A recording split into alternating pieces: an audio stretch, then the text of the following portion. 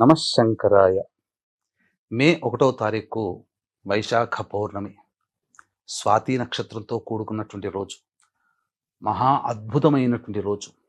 ఈ రోజున ఒక చిన్న పరిహారం తెలియచేస్తాను. అది పాటించడం ద్వారా నరఘోష, నరదృష్టి పూర్తిగా తొలగిపోయేటువంటి అవకాశం.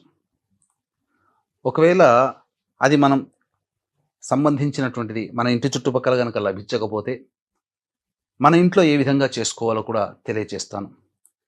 ఈ రోజున చాలామంది నరదృష్టి, నరఘోషతో బాధపడుతుంటుంటారు. ప్రయోగ బాధలతో బాధపడుతుంటుంటారు. అటువంటి వారు ఈ రోజున కరక్కాయ దొరుకుతుంది కదా, ఆ కరక్కాయ తీసుకొని క్లాక్ వైజ్ డైరెక్షన్గా 3 సార్లు, యాంటీ క్లాక్ వైజ్ డైరెక్షన్గా 3 సార్లు మన తల చుట్టూ తిప్పి సముద్రములో వేసి సముద్ర స్నానము ఆచరించాలి. వైశాఖ పౌర్ణమి రోజున విధిగా సముద్ర స్నానము చేయాలి.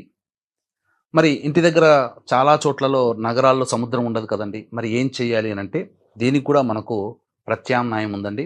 అయితే వీక్షించేటువంటి ప్రేక్షకులకి మహామహిమాన్వితమైనటువంటి వైశాఖ పౌర్ణమి సందర్భంగా మే 1వ తారీఖు రోజున సాయంకాలం 6 గంటలకి మీ జాతకరీత్యా కలుగు విద్య, వివాహ, ఉద్యోగ, దాంపత్య, అనారోగ్య, శత్రుబాధ, నరఘోష, నరదృష్టి, ప్రయోగ బాధలకి, అలాగే వీసా ప్రాబ్లమ్స్ ఉన్నటువంటి వాళ్ళకి, మరియు మేష, మిథున, కర్కాటక, సింహ, కన్య, వృశ్చిక, ధనస్సు, కుంభ, మీన రాశుల్లో జన్మించిన వారికి శనిదోష పరిహారార్థమై సర్వదోష నివారణ పూజలు, హోమాలు జరిపించి శక్తిపాతము చేసినటువంటి కరుంగలి మాల ఇవ్వడం జరుగుతుంది.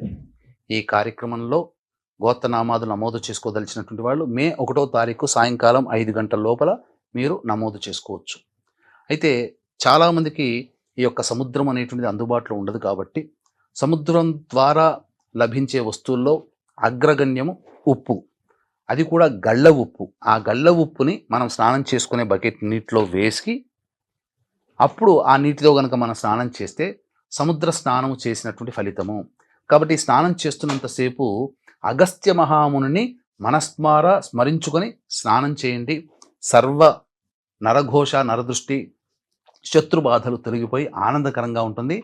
వీక్షించేటువంటి ప్రేక్షకులు అందరూ కూడా ఈ రోజున ఈ విధంగా స్నానం ఆచరించమని మనకు శాస్త్రం చెప్పబడి ఉంది.